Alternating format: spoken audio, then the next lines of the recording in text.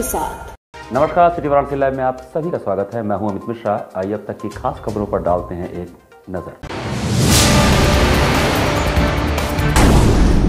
काशी तमिल संगम के तहत बीएचयू में टेबल टेनिस प्रतियोगिता का हुआ आयोजन। केंद्रीय मंत्री अनुराग ठाकुर ने किया शुभारंभ।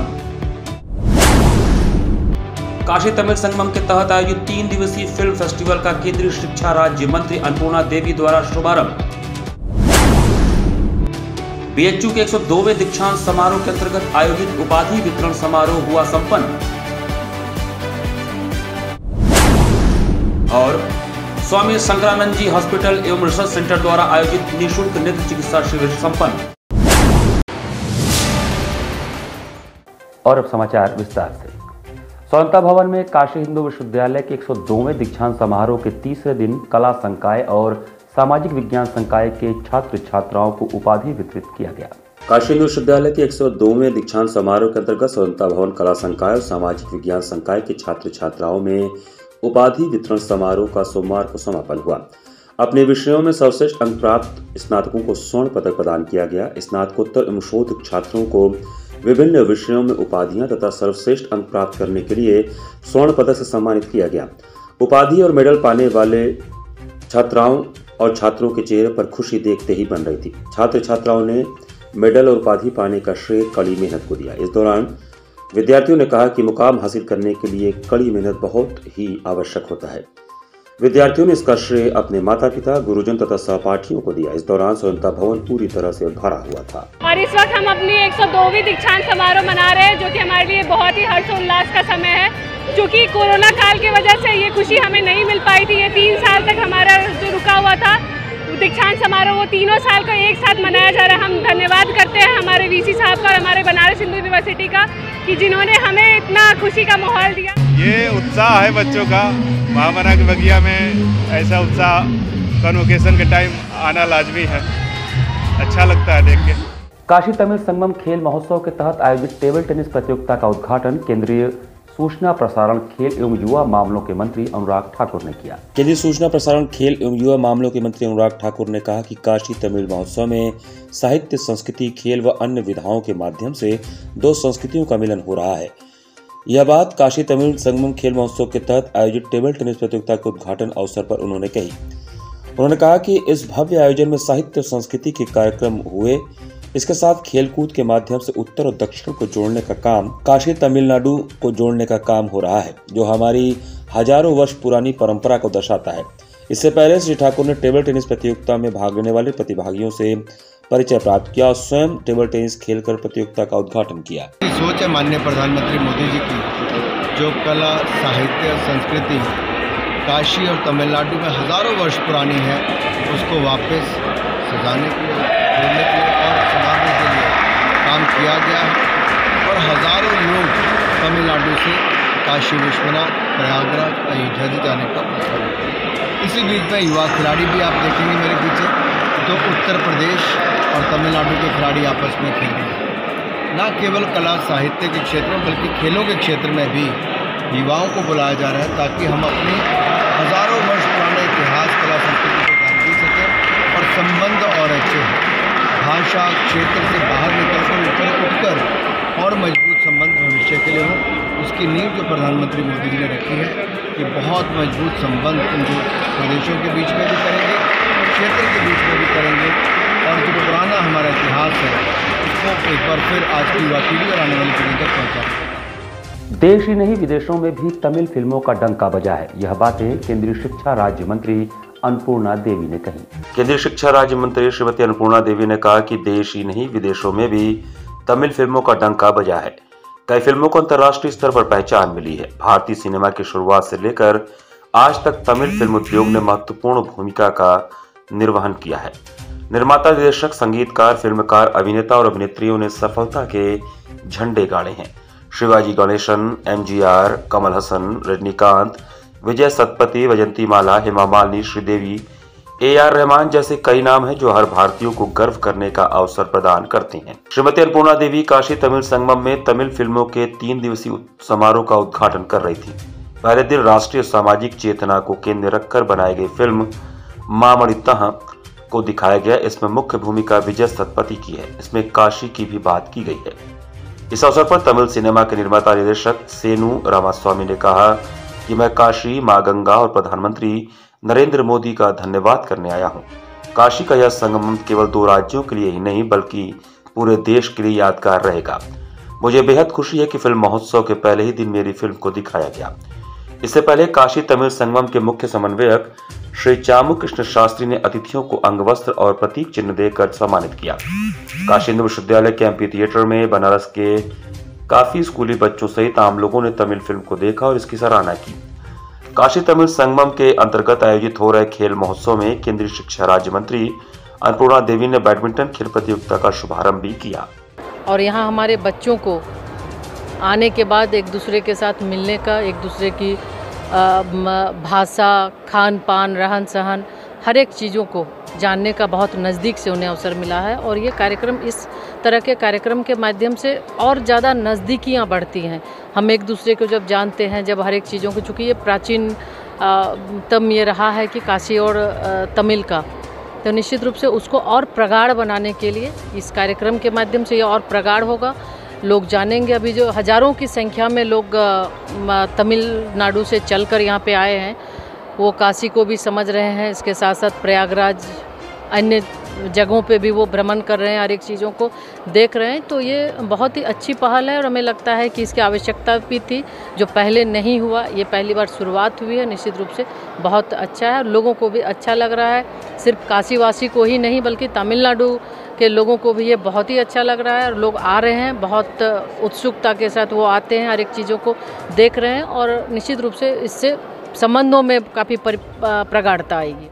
बनारस बार एसोसिएशन के मंगलवार को होने वाले मतदान को लेकर तैयारियां पूरी कर ली गई हैं। मंगलवार को बनारस बार एसोसिएशन के मतदान को लेकर तैयारियां पूरी कर ली गई हैं। संदर्भ में सोमवार को वरिष्ठ समिति की आवश्यक बैठक वर्ष 2023 के पदाधिकारियों सदस्य गण के चुनाव के विषय में समिति के चेयरमैन छत्रधारी सिंह एडवोकेट की अध्यक्षता में संपन्न हुई। बैठक में समिति के सदस्यगण Pramod Kumar Pathak advocate, Sanjay Kumar Verma advocate, Awadhesh Kushwaha advocate, Dharmendra Nath Sharma Guddu advocate तथा सहयोगी के रूप में प्रदीप कुमार श्रीवास्तव एडवोकेट एवं अजय भरनवाल उपस्थित रहे। बैठक में 13 दिसंबर को मतदान एवं 14 दिसंबर को मतगणना के बाबत चर्चा हुई। मंगलवार को पूर्वाह्न 10 बजे से सायं 4 बजे तक दी बनारस बार एसोसिएशन के भवन में मतदान होगा। मतगणना बुधवार को 1 बजे से परिणाम आने तक जारी रहेगा। चुनाव को सुचारू रूप से संपादित कराने हेतु कुल 76 सहायक चुनाव अधिकारी नामित किए गए।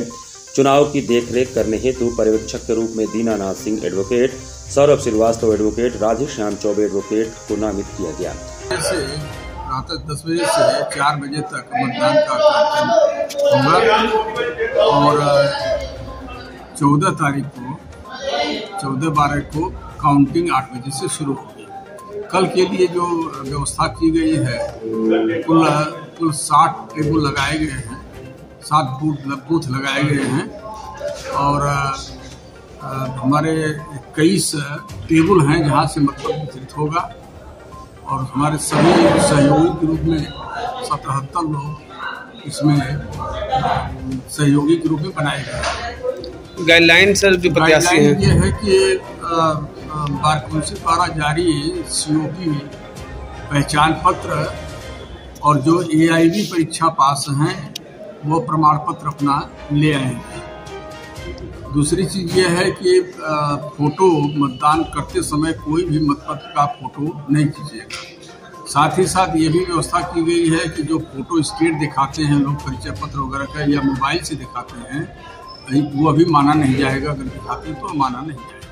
स्वामी हर्षकानंद मेडिकल एंड रिसर्च सेंटर द्वारा आयोजित निःशुल्क विशाल नेत्र चिकित्सा एवं ऑपरेशन कैंप का सोमवार को समापन हुआ। संत मत अनुयायी आश्रम मठ गढ़वा घाट के पीठाधीश्वर श्री श्री 108 श्री स्वामी सद्गुरु सरनानंद जी महाराज परमहंस जी के द्वारा संचालित स्वामी हर्षकानंद जी एवं रिसर्च सेंटर द्वारा आयोजित निःशुल्क विशाल नेत्र चिकित्सा एवं ऑपरेशन कैंप का सोमवार को समापन हुआ। इस अवसर पर हॉस्पिटल के प्रबंधक और सचिव बाबा प्रकाश ध्यानानंद ने रोगियों को आवश्यक सामग्रियों तथा अंग वस्त्र प्रदान कर उन्हें सम्मानित किया तथा उनके स्वास्थ्य लाभ की शुभकामना देते हुए हॉस्पिटल से विदा किया।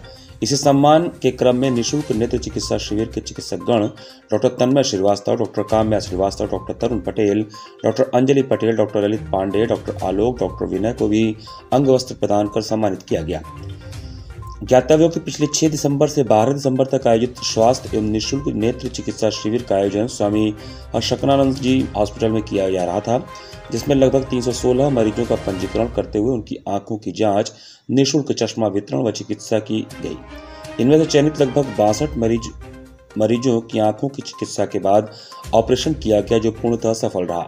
ऑपरेशन के बाद पुनः जांच कर स्वस्थ होने पर सभी मरीजों को अस्पताल से घर भेज दिया गया। समापन शिविर में लाभार्थियों को शुभकामना देते हुए अस्पताल के सचिव बाबा प्रकाश ध्यानंद ने कहा कि संत मत अनुयायी आश्रम द्वारा संचालित यह अस्पताल मानव सेवा और उत्तम स्वास्थ्य के प्रति संकल्पबद्ध है।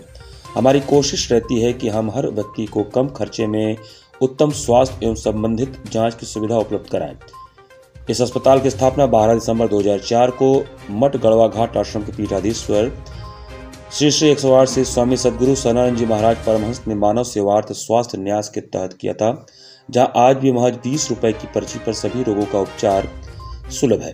शिविर में कमला देवी लहरतारा से, श्यामलाल सेवापुरी से, पहाड़ी गेट के जगवीर पटेल, बुल्लनपुर की मुद्रिका देवी, चंदापुर की शांति देवी, सुंदरपुर के श्रीनाथ प्रजापति, बुल्लनपुर के ज्वाला प्रसाद, मड़वाडी की निर्मला देवी, टैंड के तनवीर, लंका के अखिलेश कुमार, DLW के तारा देवी, डाफी के उमा शंकर उपाध्याय इत्यादि लोगों का सफल ऑपरेशन हुआ। कार्यक्रम में स्वागत भाषण डॉक्टर यशवेंद्र सिंह ने तथा धन्यवाद एवं संचालन ऑपरेशन टीम के प्रमुख महेंद्र यादव ने किया।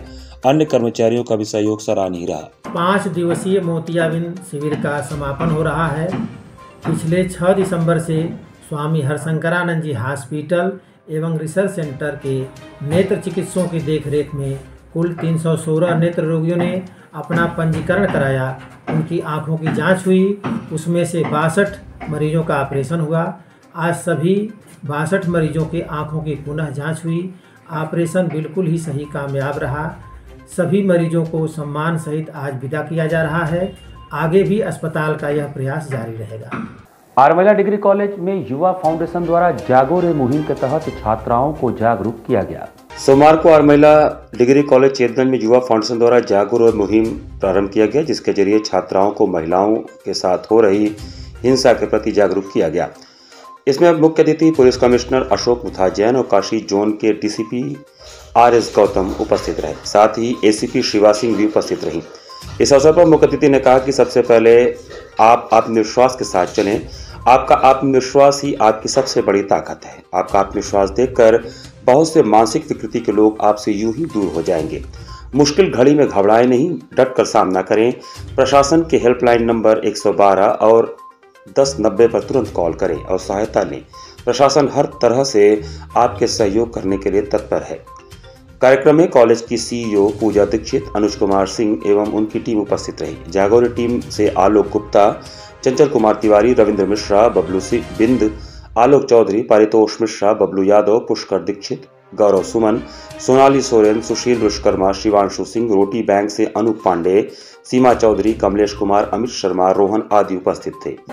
अवेयरनेस की बातें काफ़ी हुई और मुझे खुशी है कि ये कार्यक्रम बच्चियों के लिए इस विद्यालय में रखा गया है और इसके लिए मैं संस्था को और युवा फाउंडेशन दोनों को बधाई देता हूँ, आर्यकन्या संस्था को भी।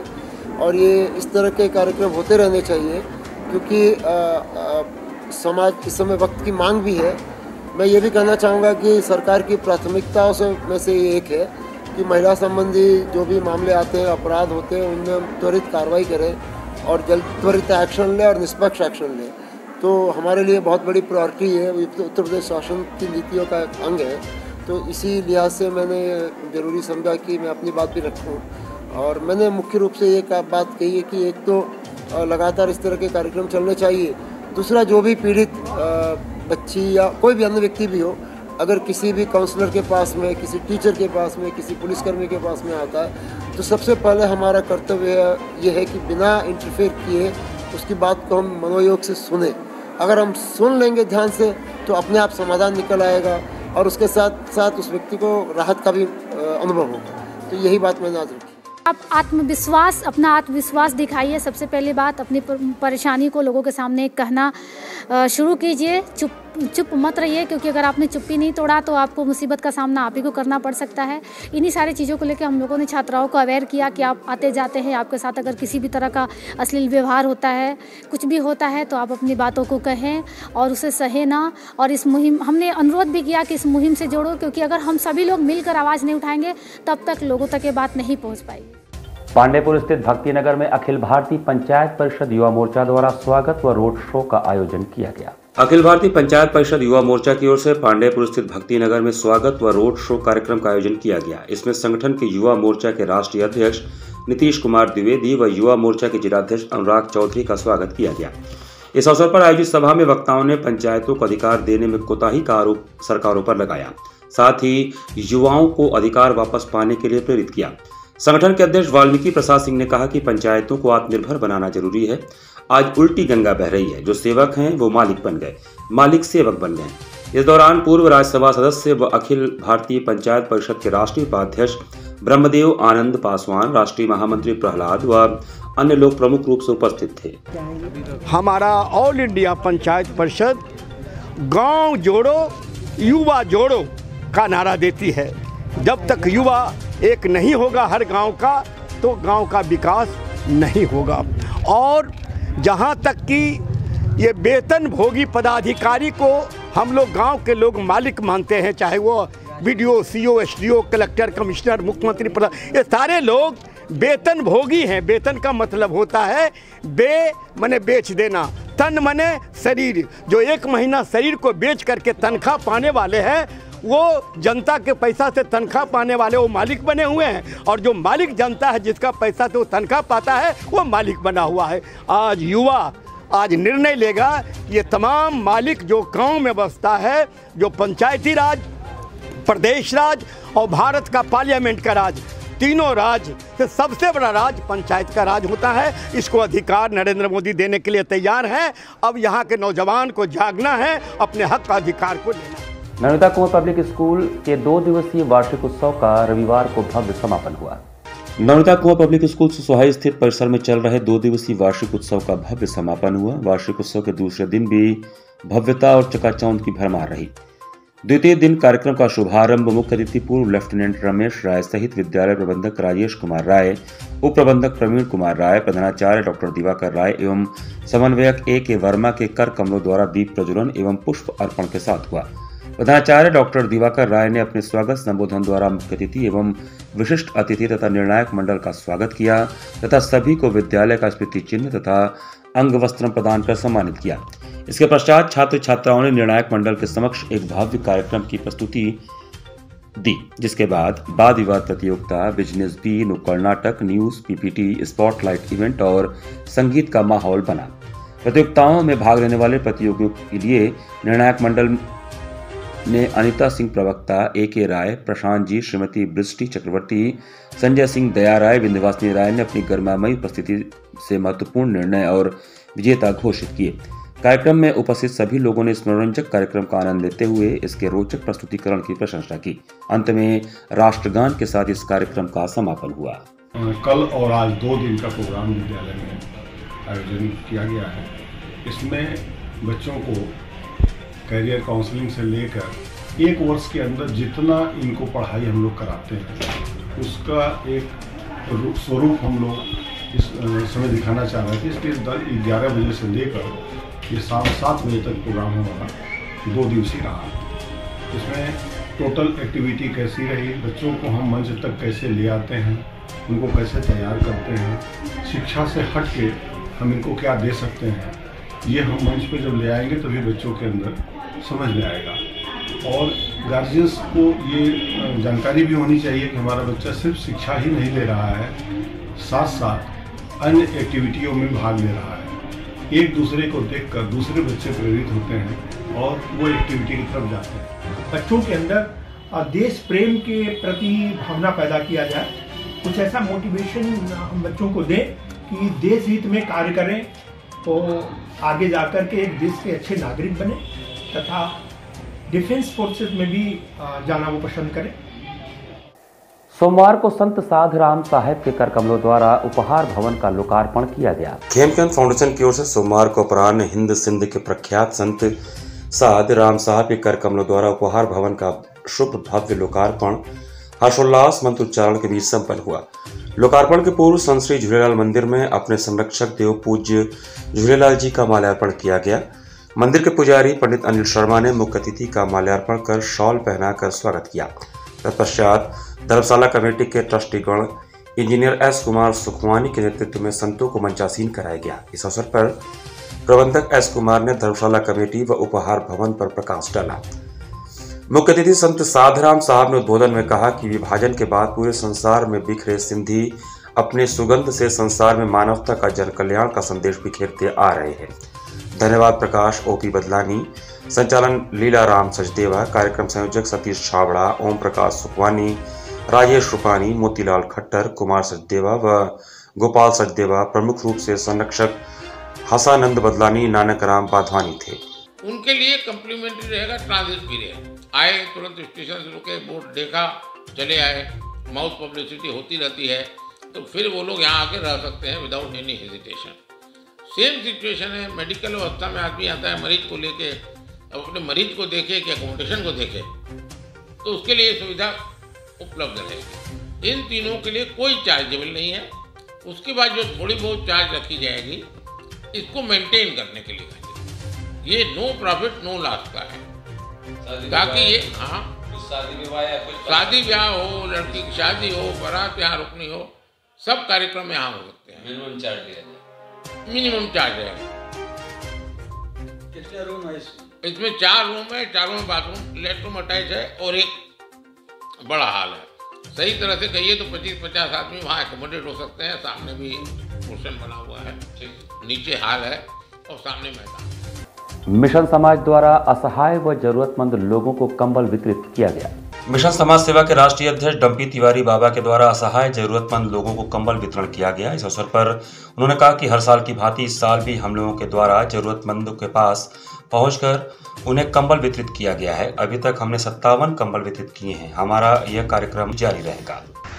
हर वर्ष की भांति इस वर्ष भी ज़रूरतमंद असहाय जितने भी लोग हैं, हम लोगों के पास तो ईश्वर का दिया हुआ छोटा सा घर है और कंबल भी मिल जाएगा, छोटे छोटे कपड़े और जो भी चीज़ें हैं वो उपलब्ध हो जाती हैं। इस ठंड में आसमान के नीचे जो भी गरीब असहाय ज़रूरतमंद लोग हैं, मैं हर वर्ष इनको कंबल बांटता हूँ। इस वर्ष भी आपके आशीर्वाद से और सभी के आशीर्वाद से इनको कंबल दे रहा हूँ। काशी डिस्ट्रिक्ट बॉडी बिल्डिंग एवं फिटनेस एसोसिएशन द्वारा आयोजित बॉडी बिल्डिंग प्रतियोगिता में मिस्टर बनारस विकास मौर्य बने, जबकि मिस्टर मसल मैन का खिताब विजय पटेल ने जीता। प्रतिष्ठापरक मिस्टर बनारस का खिताब विकास मौर्य के नाम रहा। वहीं कड़े मुकाबले में दूसरे स्थान पर रहे विजय पटेल मिस्टर मसलमैन का खिताब जीतने में सफल रहे। आनंद केसरी को मिस्टर प्रोग्रेसिव का खिताब मिला। काशी डिस्ट्रिक्ट बॉडी बिल्डिंग एवं फिटनेस एसोसिएशन के तत्वावधान में रविवार को पांडेपुर खजूरी स्थित तुलसी निकेतन बालिका इंटर कॉलेज के प्रांगण में आयोजित तीसरे मिस्टर बनारस प्रतिस्पर्धा में 125 से अधिक बॉडी बिल्डरों ने मिस्टर बनारस के प्रतिष्ठापरक खिताब के लिए जोर आजमाइश की। मिस्टर बनारस एवं मिस्टर मसलमैन को पुरस्कार स्वरूप नकद राशि, ट्रॉफी, सर्टिफिकेट, टी शर्ट आदि प्रदान किया गया। इससे पहले विभिन्न भार वर्ग में बॉडी बिल्डरों ने अपना दमखम दिखाया।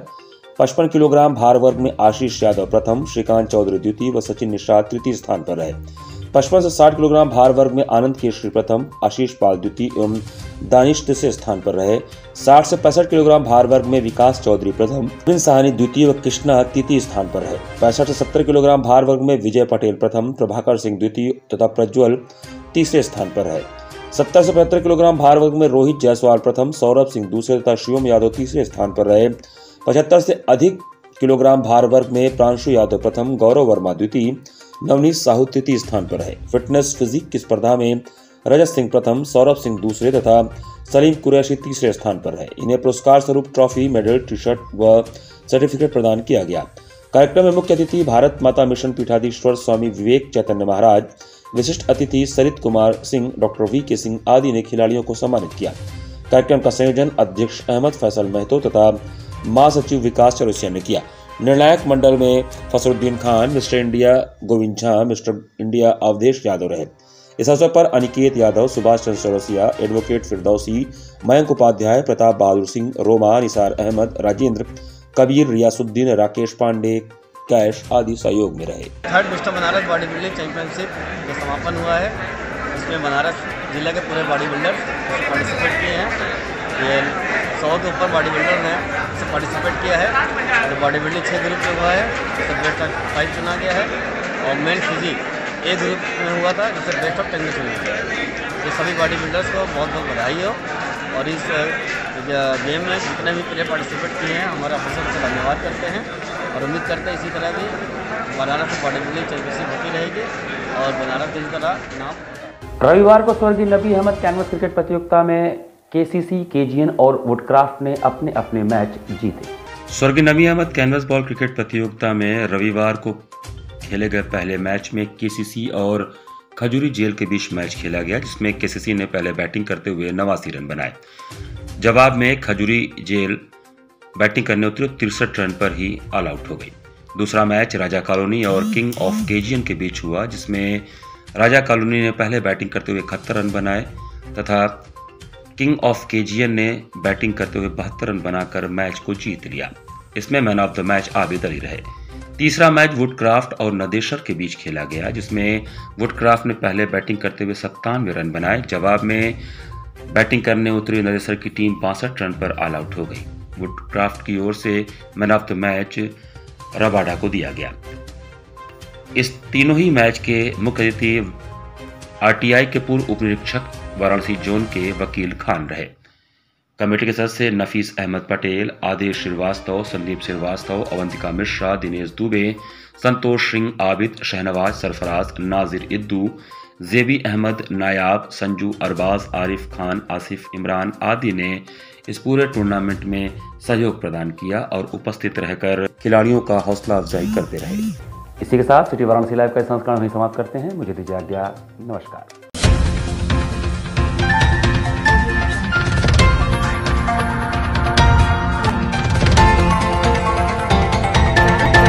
लाइव सच के साथ।